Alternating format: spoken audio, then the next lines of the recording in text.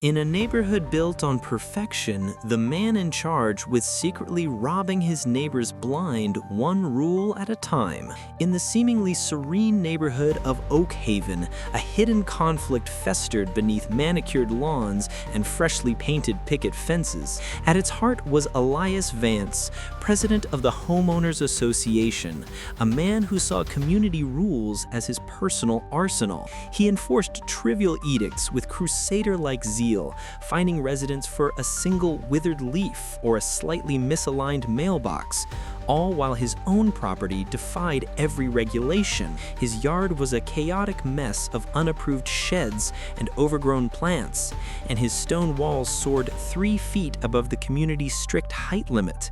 Yet his gravest offense was far more insidious, a deep betrayal born of pure greed. Enter Leo, a newcomer seeking a tranquil escape from urban chaos, a quiet place to call home. Though a man of peace, he was no pushover. His introduction to Elias's tyranny arrived swiftly, a $600 fine. Leo had meticulously refinished his front door, but the chosen burgundy shade was fractionally lighter than approved, the exact stain on back order. He presented receipts, explained his predicament with calm logic, and requested a simple grace period. Elias, however, merely offered a slow, condescending grin. "Regulations are regulations," he intoned, his voice dripping with false pity, before turning his back and walking away. How utterly infuriating, Leo likely thought, a quiet inferno igniting within him. He wouldn't resort to public shaming. Instead, he would meticulously dismantle Elias's petty empire, brick by legal brick, playing the long game. Leo's counter-campaign began most unexpectedly. He joined the HOA board. For 2 years, he played the part of an eager, impressionable new homeowner, keen to contribute. He attended every meeting, observing Elias run the board like a puppet master, intimidating members with a barrage of paperwork and bureaucratic jargon. Elias would strategically push through votes during sparsely attended meetings, ensuring only his loyalists were present.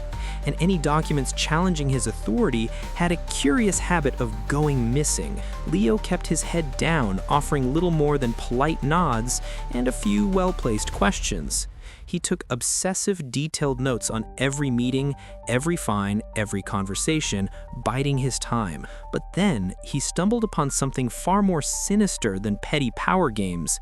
Elias wasn't just a bully, he was a thief. Elias frequently boasted about his financial prudence, claiming to keep the HOA's budget in perfect order. Yet a simple observation contradicted this. The annual HOA fees were astronomical, while the community's shared spaces languished.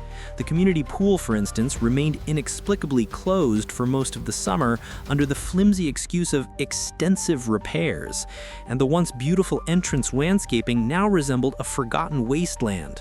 Leo, now a trusted board member, requested to review the budget. Elias's smile flickered, then he chuckled. "Don't you worry, my boy. I've got the purse strings, and they're in very good hands." Undeterred, Leo submitted a formal request for the financial records, citing the association's bylaws that guaranteed access to any member. Elias ignored it and ignored the follow-up, and the one after that. It was then Leo realized he couldn't fight alone. He began knocking on doors, not to complain, but to simply talk, asking neighbors about their HOA experiences and concerns. The stories he gathered were chillingly consistent. A dozen or more homeowners had requested financial records over the years, all met with silence. One resident claimed to have witnessed Elias using a work crew to lay a new patio at his own home. Another mentioned seeing Elias's children enjoying the community pool precisely when it was declared closed for repairs. Armed with these accounts, Leo filed a formal complaint with the board, legally compelling Elias to produce the records. But the stalling was far from over. When Elias finally surrendered the financial documents, they were a convoluted, disorganized nightmare. Invoices were missing, payments were cryptically mislabeled, and some expenses were outright fantastical. A $20,000 landscaping consultation fee was paid to a company that, according to public business records, simply did not exist. Thousands more were categorized as miscellaneous administrative costs, with no further explanation. Leo spent weeks meticulously cross-referencing the HOA's bank statements with official records. The truth was far worse than he had imagined. Elias was funneling HOA funds directly into a personal account under a shell company. The landscaping company was nothing more than a front, but that wasn't all. Leo discovered that Elias had been inflating the costs of legitimate repair work, splitting the difference with his friend, a contractor who had handled most of the community's maintenance projects. For years, Leo compiled every shred of evidence into a detailed,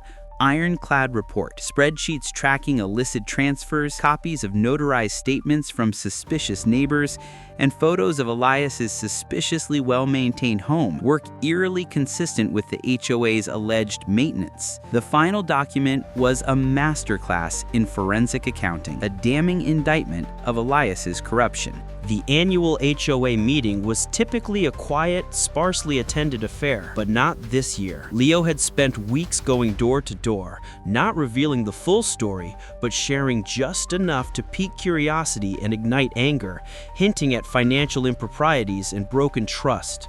On the night of the meeting, the room was packed. Elias began with his usual self-congratulatory speech, droning on about his tireless work. Then Leo stood. His voice was calm but firm. "Mr. Vance," he said, "I have a few questions about some of the budget discrepancies I've found." Elias's confident smile faltered.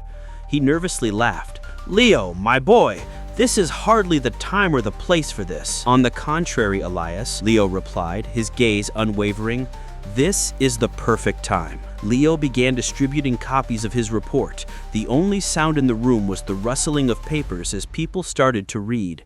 Whispers erupted, quickly escalating into shouts of disbelief and outrage. Elias desperately tried to regain control, but the room was a storm of furious homeowners. Seizing the moment, Leo called for a vote to immediately remove Elias as president. The motion passed with a landslide. The despot's reign was finally over. In the weeks that followed, the new board hired an independent auditor. Their report confirmed everything Leo had uncovered, and then some. Elias had embezzled over $60,000, and thousands more were lost to his shady dealings. The police were notified, and the new board filed a civil suit to recoup the stolen funds. The fallout for Elias was swift and devastating. The contractor he conspired with was exposed and banned from doing business in the county. Elias was forced to sell his house to pay for restitution and legal fees. His name became a cautionary tale, his professional reputation in ruins. He was a pariah. With Elias gone, the Oakhaven HOA underwent a complete restructuring. They implemented term limits to prevent future dictatorships, mandated multiple board member approvals for all financial transactions, and created a transparent online portal for homeowners to access budgets and meeting minutes. Today, Oakhaven truly knows peace. The community pool is open and filled with laughing families. The landscaping is immaculate, and HOA fees are a fraction of what they once were. Elias's old house is now home to a wonderful young family. Every time Leo passes it, a quiet satisfaction spreads across his face. He later heard through the grapevine that Elias had attempted to join another HOA in a neighboring town, only to be turned away when someone recognized his name. Justice, it seemed, wasn't just served. It was meticulously prepared, flawlessly presented, and savored for a very, very long time.